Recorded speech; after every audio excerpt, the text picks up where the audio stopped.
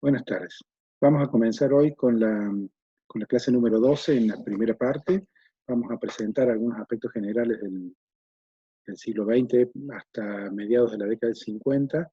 y en la segunda parte vamos a ver algunos ejemplos urbanos que utilizamos como para motivar la actividad práctica, que luego ustedes irán complementando con el material gráfico y los textos de lectura que les hemos asignado para realizar la tarea de la guía de trabajos prácticos número 3. Estamos planteando acá tres temas básicos que tienen que ver con la caracterización del ambiente humano en la primera mitad del siglo XX, tomando la escala territorial y las escalas urbanas como parámetro de referencia. Vamos a mencionar también algunos problemas heredados de la ciudad industrial,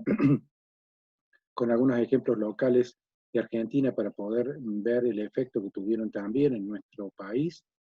Y en la segunda parte vamos a ver, como dijimos, las propuestas del urbanismo moderno, que se corresponden fundamentalmente a la década del 20 y del 30 del siglo XX. Nos vamos a situar a partir de una serie de acontecimientos que hemos presentado ya en la clase 11, que tienen que ver fundamentalmente con la revolución industrial a finales del siglo XVIII, la que podríamos llamar segunda revolución industrial alrededor de mediados del siglo XIX, y ahora vamos a introducir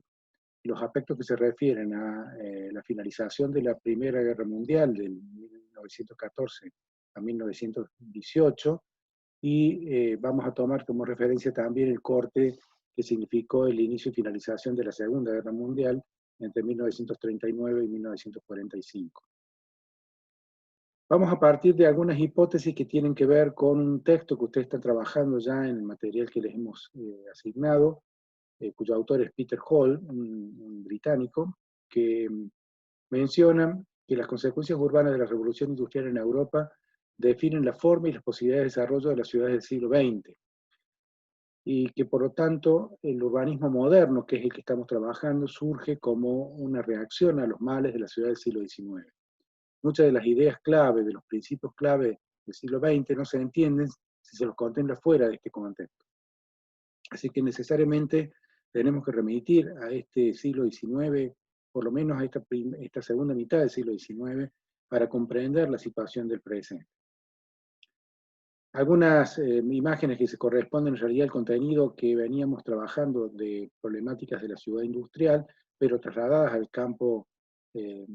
al campo analítico de Latinoamérica, también hacen pensar que esa problemática global se va a trasladar también a nuestras ciudades, en particular a las ciudades portuarias, sobre todo Buenos Aires y Rosario, pero también afectaron a Córdoba, en un proceso de industrialización muy tardío en el contexto global que tiene Argentina, pero que para nuestro país va a ser relativamente temprano si consideramos que recién hacia 1880 estamos iniciando el proceso de industrialización. Los efectos ya los hemos mencionado: hacinamiento, promiscuidad, falta de higiene, y hay que sumarle también que los críticos empiezan a señalar con mucha importancia la alienación que produce el trabajo fabril en serie y, en el caso de algunos países, la explotación infantil y ciertas discriminaciones de género que venían asociadas, por ejemplo, como se ve en esta imagen, a los trabajos en las fábricas textiles. Y por otro lado también la industrialización, a pesar de el efecto que tuvo en términos de desarrollo económico, también tiene consecuencias que a veces son previsibles y otras tienen que ver con las crisis mundiales, por ejemplo, los procesos que afectan la pérdida de empleo industrial, la desocupación, y también los riesgos laborales de ciertas formas de trabajo que son obviamente de altísimo impacto para la salud humana, ¿no? Y por otro lado, un aspecto que siempre es importante señalar: la industrialización en los países que estaban iniciando su proceso significó también la expoliación de recursos y en muchos casos la destrucción de la riqueza natural, como el caso de esta imagen que estamos viendo en la provincia de Chaco, que supuso la extracción de prácticamente todo el bosque original para su explotación maderera. Estas son maderas duras de quebracho que se usaron para los durmientes de ferrocarril, y esta relación con la naturaleza va a hacer que las provincias más ricas en biodiversidad de Argentina, por ejemplo Chaco, Formosa o Corrientes, hoy son sin embargo provincias que tienen un ingreso per cápita relativamente bajo, lo cual hace pensar que muchos de sus recursos fueron trasladados o desplazados hacia el puerto de Buenos Aires, fundamentalmente, que es quien se beneficia, en definitiva, de los ramales ferroviarios. Por otro lado, también es manifiesta la relación con la naturaleza, esta relación con, por ejemplo, el Río de la Plata, que tiene la ciudad de Buenos Aires, que va a hacer que muchos de los usos urbanos estén dependiendo claramente del río, por ejemplo, la actividad comercial, pero incluso otras actividades cotidianas, en este caso el lavado de ropa, que podemos ver en esta imagen, y esto ya es entrado del siglo XX, que hace pensar también en la diferencia de calidad del trabajo que ejercían, por ejemplo, niños y mujeres, como se ve en esta foto, al borde de el área central de la ciudad. Esto está básicamente al corazón de Buenos Aires, ¿no? Y también un aspecto muy importante que tuvo como efecto a la inmigración, que no solamente produjo la colonización agrícola y ciertos efectos de desarrollo del territorio, sino también la miseria y la exclusión que significaron los asentamientos de emergencia, como este que estamos viendo acá en la Dársena F de Buenos Aires, frente al puerto de Buenos Aires, y que, bueno, hoy ha ido renovando su imagen y podemos encontrarnos hoy con este espacio que es básicamente de logística de carga portuaria, y donde también al frente se ha desarrollado hoy un parque, es decir, la ciudad ha ido absorbiendo esta carga demográfica y mejorando algunas condiciones, haciendo proyectos de mejoramiento urbano a lo largo de todo el siglo XX hasta hoy. La ciudad de Córdoba no escapaba de este panorama de contraste entre la vieja ciudad colonial, que se puede ver acá en la silueta de las grandes iglesias al borde y el borde serrano por atrás, y por adelante este rancherío que todavía ocupaba los márgenes urbanos en las barrancas, por ejemplo, del Pucará, y que se ha mantenido en muchos casos hasta hoy. Es decir, esta condición de dos ciudades paralelas, una ciudad ordenada y funcional y que tiene un cierto trazado previo y que responde a normas jurídicas de tenencia del suelo, etcétera, frente a esta otra ciudad informal, sin reglas, que en realidad ocupa en forma progresiva y sin planificación el territorio circundante de la ciudad, que es uno de los problemas por los cuales el urbanismo va a tener que intervenir en forma imperativa a partir de los años 20 para intentar encontrar soluciones a este desorden urbano que se consideraba obviamente insalubre y que tenía además consecuencias sociales muy graves. En ese contexto, los arquitectos modernos, encabezados por los congresos internacionales de arquitectura moderna, van a ir promoviendo una serie de reuniones cuyo fin eran los mejoramientos de las condiciones de habitabilidad. Los primeros tres tuvieron que ver fundamentalmente con las condiciones de producción de vivienda, que era uno de los temas urgentes que hemos mencionado para solucionar el problema del hacinamiento y la promiscuidad y la falta de nuevos espacios para alojar a la inmigración, por ejemplo, en el caso de Latinoamérica, y lo vamos a ver representado por algunas figuras clave, entre ellos, por ejemplo, Le Corbusier, que ya hemos mencionado varias veces, en este croquis histórico muy conocido que corresponde a su visita al Río de la Plata. Él viaja en barco hasta Montevideo y de Montevideo a Buenos Aires en barco en un viaje nocturno en el cual él observa desde el barco lo que él se imaginó la futura ciudad de Buenos Aires frente a la pampa líquida del Río de la Plata, como él la describe, y esta otra pampa que era el cielo estrellado de nuestra gran extensión de la provincia de Buenos Aires. Esta imagen de ciudad implicaba obviamente un desafío a la modernidad, también en el sentido de un ideal de ciudad que se iba a proyectar al futuro, que Le Corbusier no llega a materializar él personalmente, pero sí sus seguidores en el Plan de Buenos Aires, que recién se va a concretar en el año 49, 1949. La discusión que es interesante plantearse, y acá estoy tomando a medio un seminario que dio la crítica colombiana Silvia Arango, es reflexionar qué significa ser moderno, qué significó la modernidad como proceso histórico, como proceso de cambio intelectual, como paradigma tecnológico, como paradigma científico, y cómo afectó eso a las ciencias, específicamente a las ciencias de la ingeniería, a la arquitectura, al diseño, al arte, a la producción de ciudad. ¿Bien? Nosotros hemos trabajado en este curso considerando todo el ámbito de lo que se llama cultura occidental, desde la Grecia clásica de Pericles en el siglo V a.C. hasta la actualidad,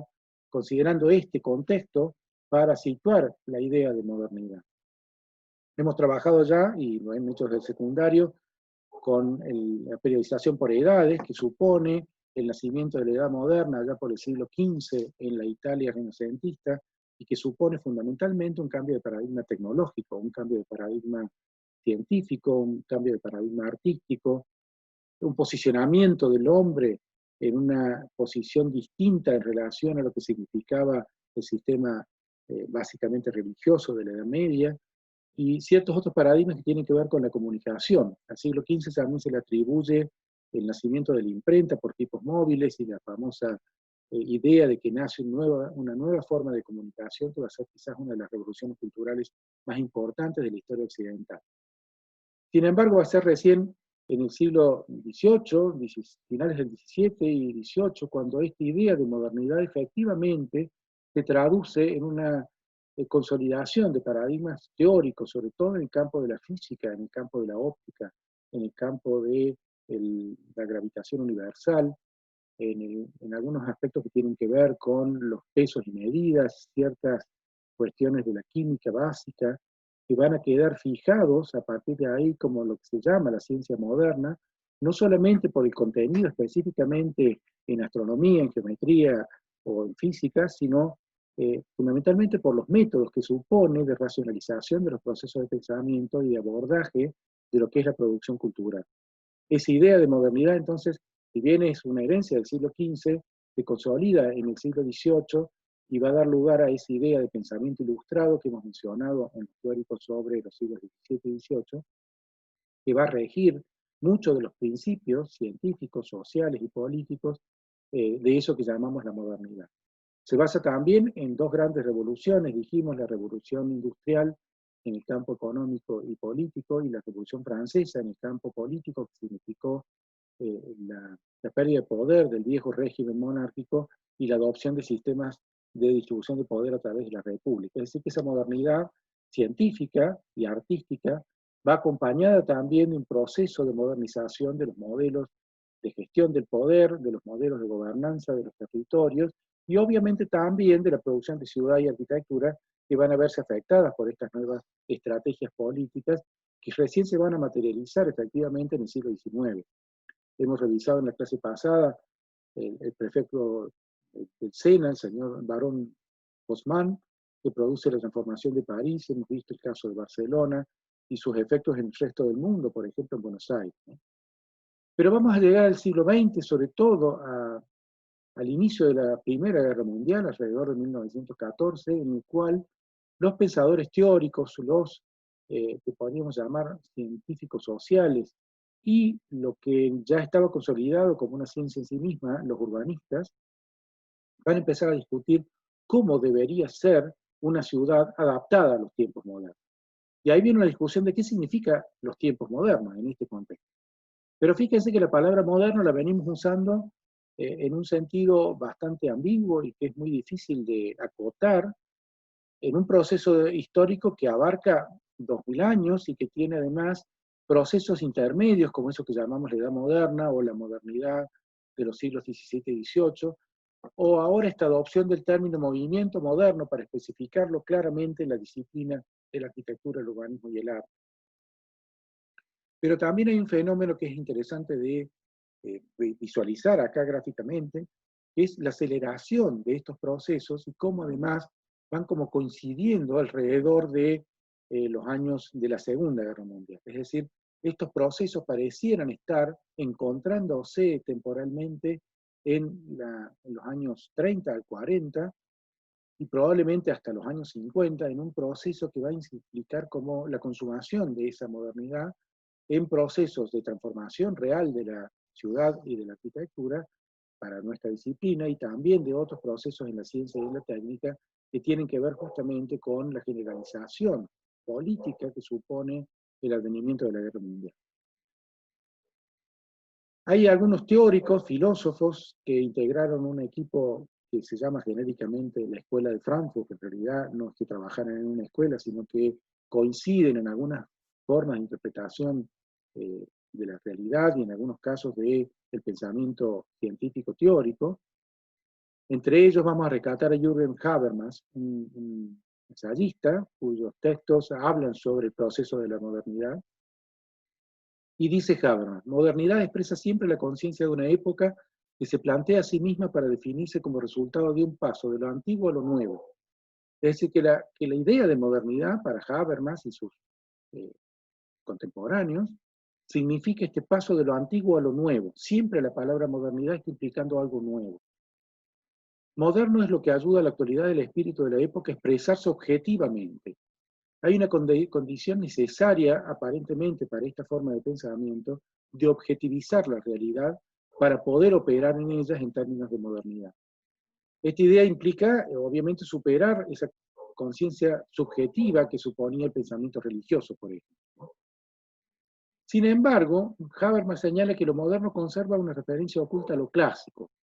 es decir, que lo nuevo en realidad es ante todo el espíritu racional y científico, pero que siempre hay una cierta nostalgia o una cierta tendencia a recuperar elementos del pasado, entre ellos el pasado más lejano, el pasado griego, por ejemplo, en los conceptos como democracia o en los conceptos como república en el caso de Roma.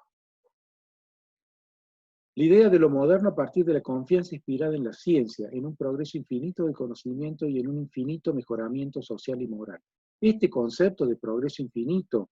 que además se está produciendo y que nos incluye a nosotros como protagonistas, es uno de los aspectos que es importante para comprender la idea de modernidad. Por otro lado, ya desde finales del siglo XIX se viene discutiendo cuál es la forma que tiene que tener la creación artística, la creación arquitectónica, el diseño en relación a esta idea de modernidad. Otto Wagner, un gran arquitecto que formó parte de la escuela vienesa de Bellas Artes y que contribuyó muchísimo al movimiento de la secesión vienesa a finales del siglo XIX, un gran arquitecto y urbanista también, escribe además ensayos que hablan de esta idea de modernidad y dice la única salida posible para la creación artística es la vida moderna. O sea, la propia vida cotidiana y ciertos avances tecnológicos, como por ejemplo la posibilidad de viajar por el aire, que se planteaba en ese momento aprovechando los avances del siglo XVIII, por ejemplo, de los globos aerostáticos, generó la posibilidad de una percepción del espacio que no había existido nunca antes. Ver la Tierra desde el aire es una visión que hoy la consumimos cotidianamente a través de Google Earth o de estas herramientas digitales, pero que para finales del siglo XIX era verdaderamente una novedad importante porque implicaba la concepción del espacio diferente. También afirma que todas las formas modernas deben estar en armonía con las nuevas exigencias de nuestra época. Eso significa que lo que producimos en términos de diseño, y en este caso estoy poniendo ejemplos, por ejemplo, de diseño industrial, la lamparilla eléctrica, implica adaptar la forma a la exigencia de la vida moderna. La belleza de esta forma no depende solamente de una voluntad estética, sino de que esa voluntad estética está mencionando la vida moderna en sí misma y representa la utilidad de ese artefacto. Nada que no sea práctico puede ser bello, afirma Otto Wagner. Es un manifiesto, obviamente, esto que estamos mencionando, que tiene que ver justamente con esta idea de la practicidad, de la cuestión funcional, determinando la forma. Y en esa determinación, encontrar el principio de belleza. Este cierre relámpago que pongo acá, reproduciendo patentes justamente de finales del siglo XIX, están mostrando esta idea de una belleza mecánica a partir de un objeto absolutamente cotidiano, pero que representa la modernidad en todos los aspectos posibles de la producción industrial, de la generación de patentes, de la lógica del diseño y lo que eso va a afectar la vida cotidiana. Obviamente está fuertemente ligada al avance tecnológico y al impulso que va a dar ese tipo de pensamientos a los inventores. La idea de modernidad está fuertemente ligada a la idea de invención. La invención como un mandato cultural. Por ejemplo, esta invención de máquinas de volar, que representa uno de los intentos probablemente más evidentes de esa búsqueda de una alternativa para el traslado, la movilidad humana a partir de artefactos voladores. O los desplazamientos en automóvil, que van a tener también una fuerte impronta tecnológica y que van a incidir en la primera mitad del siglo XX en forma definitiva para la transformación de la ciudad. Acá en esta foto estamos viendo el primer automóvil fabricado en la historia bajo la fábrica Daimler en Alemania, que va a llevar el nombre de Benz, de la hija de Benz, en realidad, de Mercedes, en la fábrica que se va a constituir en Alemania, y representa ese primer intento del hombre por movilizarse por sus propios medios a través de un vehículo a motor,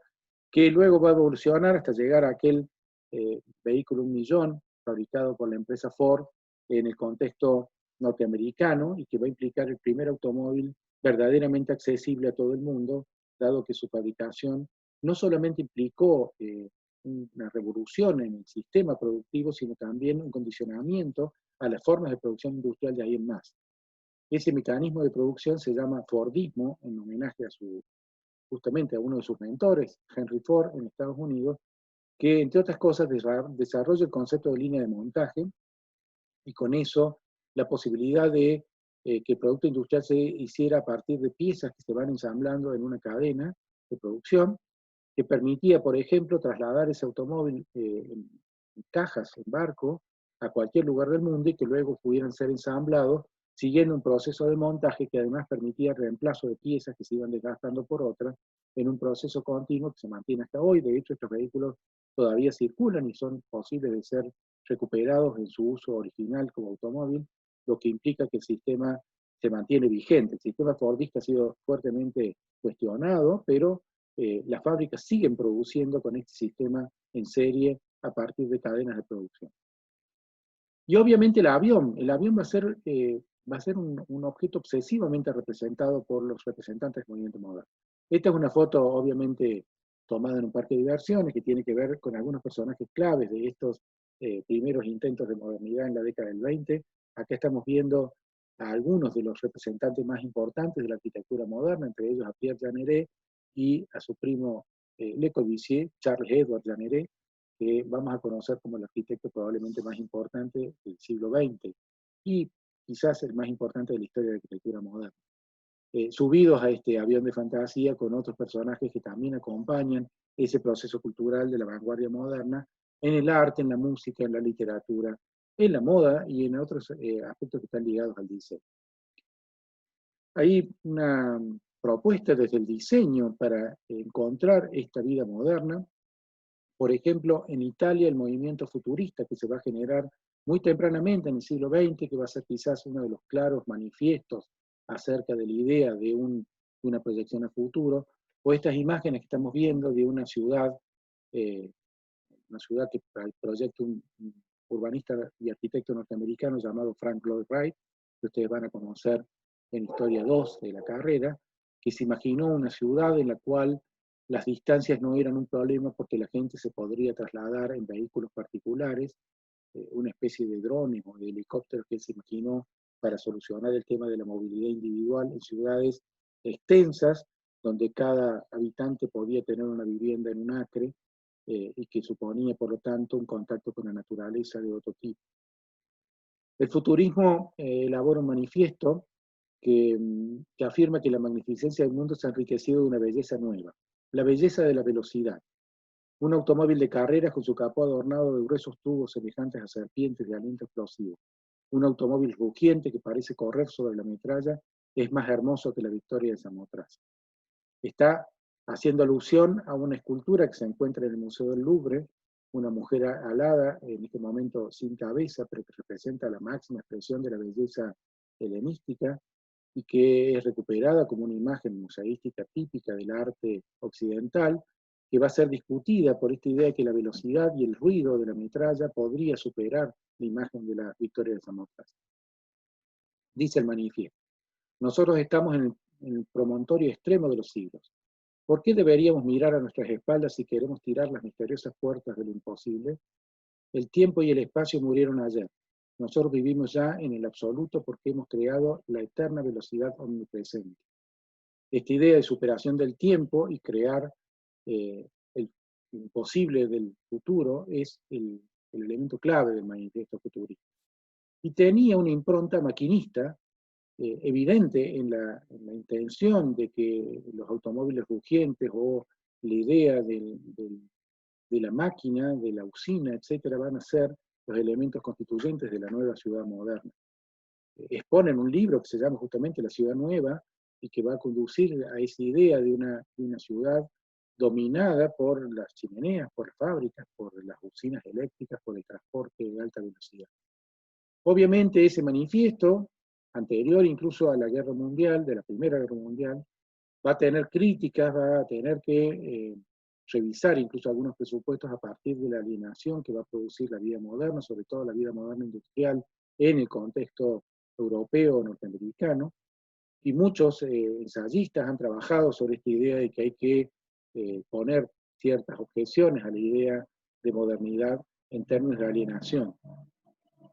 Entre ellos algunos cineastas, estoy poniendo acá una imagen de una película muy, muy conocida de Charles Chaplin, quizás una de sus obras maestras, se llama Tiempos Modernos. Yo les recomiendo particularmente que la vean a aquellos que no han podido acceder a ella, porque está manifestando justamente la admiración por la modernidad por un lado, pero también ciertas críticas al modelo de producción fordista y la secuencia en serie de una cadena de montaje. El otro aspecto que es fundamental para comprender la vanguardia moderna tiene que ver con el concepto de construcción. La palabra construcción no refiere literalmente al andamio o a la producción de arquitectura o urbanismo, pero está fuertemente ligada a nuestras profesiones. Evidentemente se referían a la construcción de un mundo moderno, de un mundo nuevo, que abordara las nuevas problemáticas que surgían de la industrialización y que ha sido abordado además desde el arte, desde el cine nuevamente, acá en El Gordo y el Flaco, en esa imagen de la película Liberty, justamente que hace una especie de homenaje a la libertad y también a los modos modernos de construcción, o este cuadro de Ferdinand Leger, que muestra justamente la construcción como una nueva forma de espacialización del mundo. Pero también tenemos que reconocer que el siglo XX, en esa primera etapa, fue quizás el siglo más conflictivo en términos de intolerancia, en términos de disposición bélica para llegar a la Primera Gran Guerra en un enfrentamiento universal de prácticamente todos los países centrales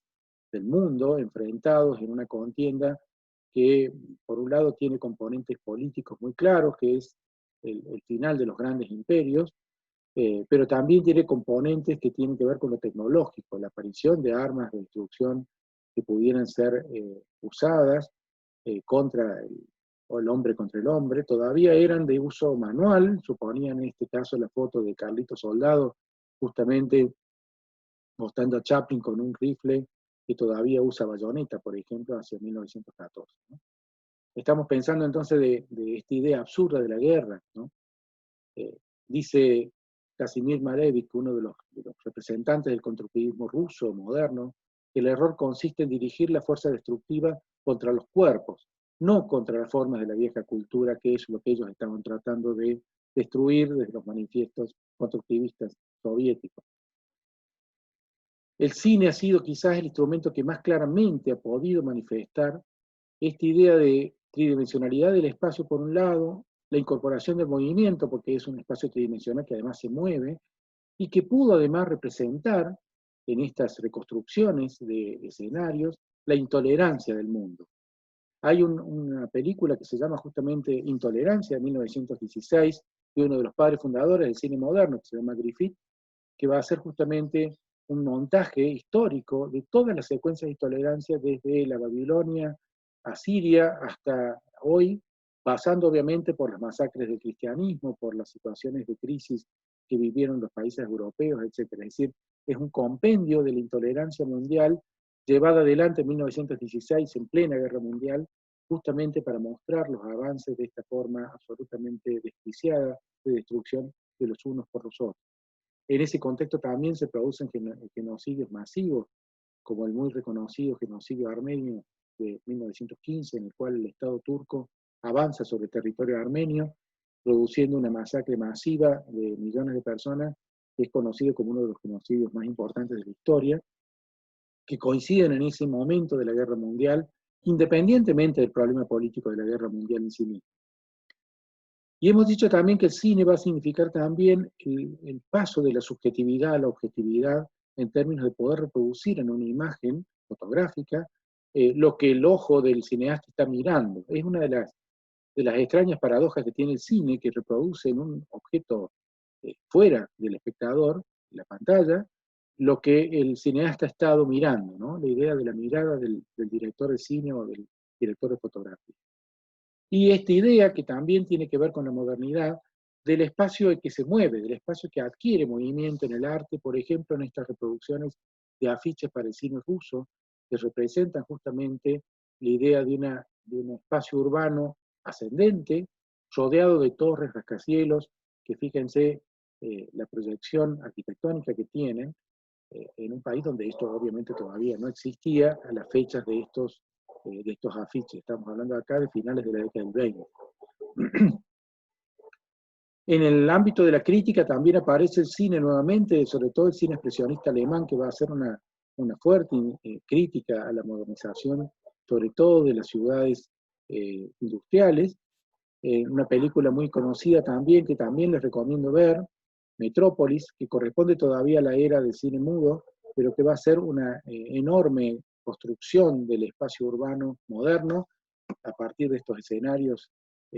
casi apocalípticos que plantea la película y que son quizás una de las imágenes que nos ha quedado de lo que se imaginaba un cineasta de la década del 20 que iba a ser la ciudad pocos años después.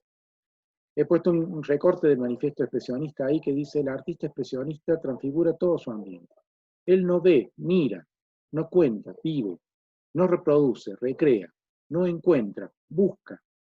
Esta idea de la búsqueda es parte del concepto de vanguardia que estamos tratando de trabajar y obviamente un componente muy, muy importante de las búsquedas del urbanismo moderno. La búsqueda va a significar también la creación artística y una renovación total del concepto de arquitectura. Este edificio, que corresponde a la escuela Bauhaus en Alemania, una escuela que había nacido en la República de Weimar, en la ciudad de Weimar, pero que por razones políticas también debe trasladar su sede a Dessau, una ciudad industrial alemana del interior, una ciudad menor. Sin embargo, hoy Dessau significa esa idea de modernidad consumada a partir de este edificio que representa el, el ejemplo del funcionalismo moderno llevado a la arquitectura y que va a implicar también ciertas formas de producción de ciudad muy novedosas en relación al espacio público y a la utilización de la actividad de enseñanza estatal, en este caso en esta escuela, como un paradigma de modernidad y de formación de nuevos saberes, de nuevas visiones del mundo. Mencionamos algunos padres fundadores, habíamos mencionado en el CIAM a Le Corbusier, hemos mencionado acá a otros que tienen que ver con la producción de ciudad en el cine, como nombrábamos recién a Fritz Lang. Y acá esta imagen de los principales actores de esa Bauhaus de 1925-1926, maestros fundadores del arte moderno. Acá podemos reconocer en el centro la figura clave de Walter Gropius, uno de los grandes representantes del urbanismo y la arquitectura moderna, y además de la propia idea de modernidad anclada en el concepto de funcionalismo, a Sibyl Moholy-Nagy, un artista plástico, fotógrafo, diseñador gráfico que va a ser el conductor del curso preliminar de la Bauhaus y uno de los referentes del funcionalismo en la expresión gráfica. O vamos a encontrar acá a Breuer ahí atrás, a Kandinsky, este señor de anteojos ahí, a Paul Klee, a Lionel Feininger, etcétera, a Günther Stolz, a Oskar Schlemmer acá a la derecha, que son los representantes de lo que significó la modernidad en el arte, en el diseño, en la expresión gráfica, en la tipografía, en la arquitectura, en el urbanismo, y la idea de construcción, que está en el término Bauhaus, que justamente es lo que representa esta idea de vanguardia que estamos tratando de mencionar. Entonces vamos a dejar acá esta primera parte y vamos a ver en la segunda parte ejemplos específicos de proyectos urbanos. Muchas gracias.